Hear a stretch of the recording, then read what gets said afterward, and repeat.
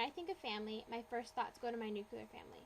On page 18 of her 2007 book, Family Communication, Theory and Research, Lauren Arnold defines the nuclear family as a family composed of a married or cohabiting mother and father and their biological or adopted children. Here's a picture of my family taken at my high school graduation. In it is my mom Heidi, my dad James, my younger sister Maddie, and my younger brother Aaron. They are also my biological family. Arnold defines a biological family on page 7 on the basis of genetic connection. The Clarks follow a conversational orientation style of communication, which according to Arnold means that my parents allow dialogue about family affairs. Even though I'm an adult attending college, I still live at home with my family and follow the everyday rules and rituals. If I had to choose my favorite part about living at home, I would say it is staying close to my siblings. I am the firstborn child. In fact, I was the only child for 4 years before Maddie came into this world, and I jokingly refer to those times as the golden years. Not only am I the firstborn in my nuclear family, but I'm the oldest grandchild on both my mom's side and my dad's side. For the longest time, I was everyone's pride and joy. On an everyday basis, I had my parents' undivided attention. I can remember reading storybooks with my mom or watching Sesame Street with my dad. So when my siblings were born, I had a great deal of adjusting to do as I was no longer the center of attention. Kevin Levin researched birth order, and in his 2007 book, The Birth Order Book, Why You Are the Way You Are, he highlights widespread patterns. On page 78, he describes firstborns as individuals who tend to be conscientious, well-organized, serious, goal-oriented, achieving people pleasers, and believers in authority. I am definitely a list maker. My need for list making is so intense that if I complete a task that is not on the list, I will write it down just to cross it off. I believe in authority and respect people based on their levels of authority. I listen to my parents simply because they are my parents, and being the people pleaser that I am, I strive to show them I appreciate their role in my life.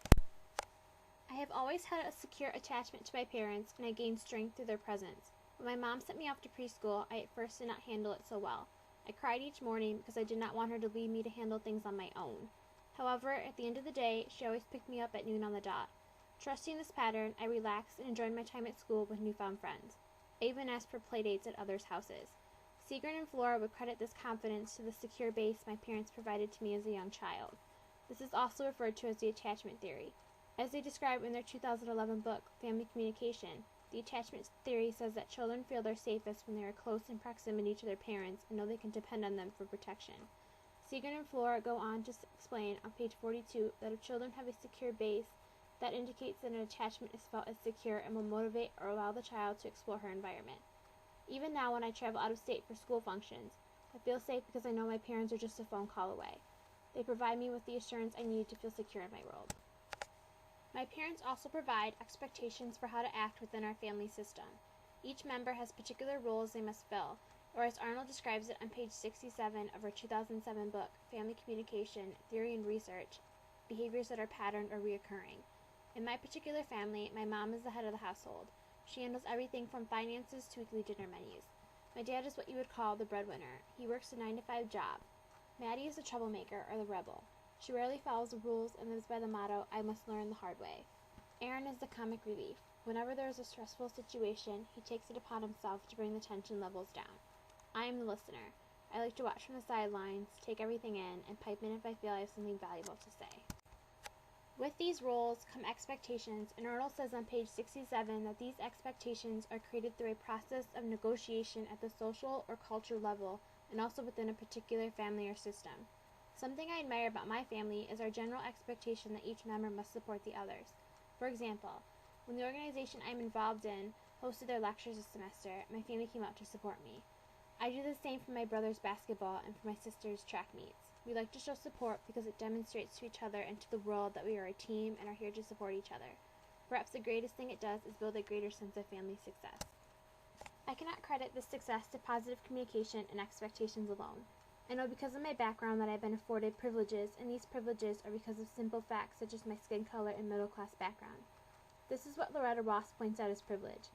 In the 2006 Color of Violence, The Insight Anthology, Ross pays special attention to white supremacy and how it controls the United States population. On page 53, she says it is important to comprehend how the system of white supremacy constructs different destinies for each ethnic population of the United States. Even though she's talking about women of color and population control, she begs questions of why policies and ways of life make it easier on certain demographic groups and harder on others. This is privilege. I think my father would take issue to someone saying he was privileged as a young adult. My mom and dad came from different financial backgrounds. Under the influence of my mom, my dad decided to go to college, but it was a struggle for him as neither of his parents went to school. They did not understand his desire to get a college education, so they offered him no help financially or emotionally. Even with those obstacles, my father still graduated with an accounting degree. This is a picture of him on his graduation day. Since he has many hurdles to overcome, my dad would say he had little privilege. However, if he truly looked back, he could probably recall times where the color of his skin or his gender gave him an advantage. I understand that I have many privileges that make life easier for me. My dad does not want me to feel the pressure of paying for school on my own, so he's helping me out with some of the expenses. This hardworking and generous attitude is one of the many things I admire about him. Actually, that hardworking attitude is one of the traits I look for in a relationship. Romantic relationships cannot be seen outside the family system, as family factors, such as the dynamics of the parents' relationship, help people understand what they want in a relationship and what they do not want. This is a picture of my parents on their wedding day 25 years ago. I understand there is no such thing as a perfect relationship, but my parents communicate when they have issues and work together to get problems solved. In my eyes, that is a successful relationship, and those are things I look for in a boyfriend. Arnold, in her 2007 book, Family Communication, Theory and Research, explains on page 106 that there is compelling evidence to suggest that certain beliefs individuals hold about relationships relate to relationship success. This is why I base how successful my relationships are on the definition of a successful relationship my parents helped me to define. This definition guided me in building a strong sense of self-esteem that supports me in my romantic relationships.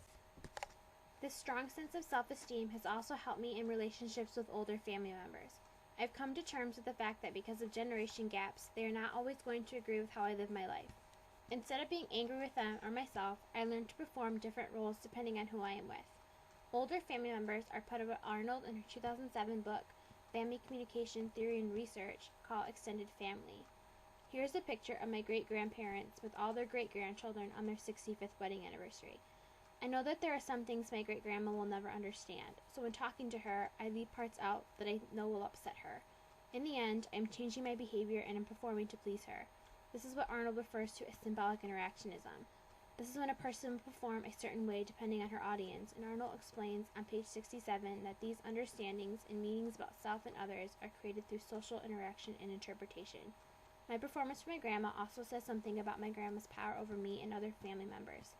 As Seagren and Flora put it on page 76 of their 2011 Family Communication book, power has been viewed as the ability to change not only behavior but also emotion. If I know I will receive a negative reaction from her, I will steer the conversation in a different direction. I do not want to lead the relationship to areas of conflict or disapproval because, after all, my grandma has much to offer in terms of life experience. This is the same case for my great-grandfather.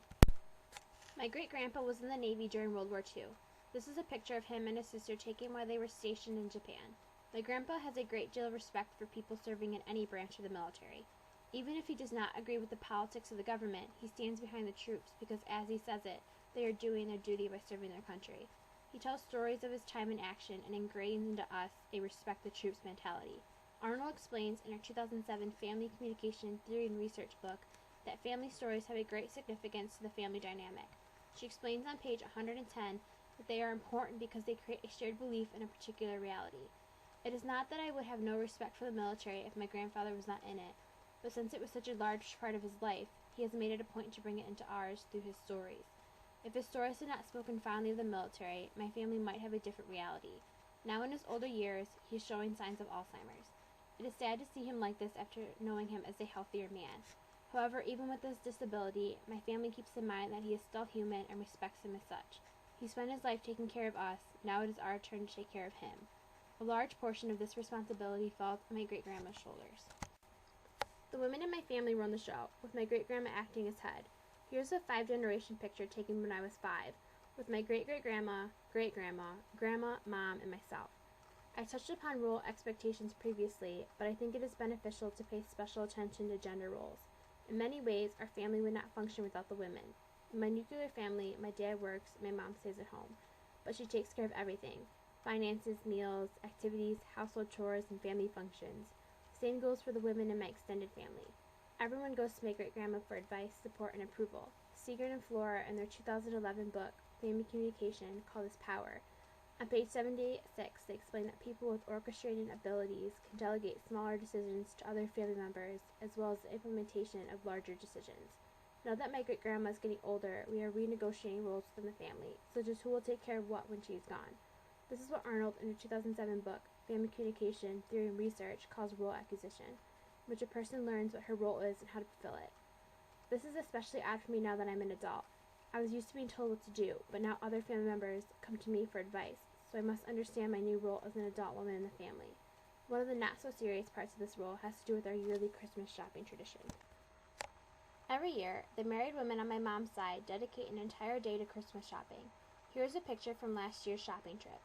We start early in the morning with donuts and coffee, and then shop the rest of the day, only stopping for lunch and dinner. This is an example of what Arnold, in her 2007 Family Communication Theory and Research book, calls rituals. She defines rituals on page 108 as repetitious, highly valued, symbolic social activities that transmit the family's enduring values, attitudes, and goals. Historically, this shopping day was dedicated to the married women. The thought behind that was they had gifts to buy their children, and this was the perfect opportunity to buy them without them seeing. However, many of the women in the family are getting married later now. My great-grandma understood that I would not get married anytime soon, so she permitted me to go once I turned 18. I was happy that she made this change for me, as this is one of my most cherished traditions. There's a lot more to my family than I could possibly cover in 10 minutes, but thank you for listening to my family presentation.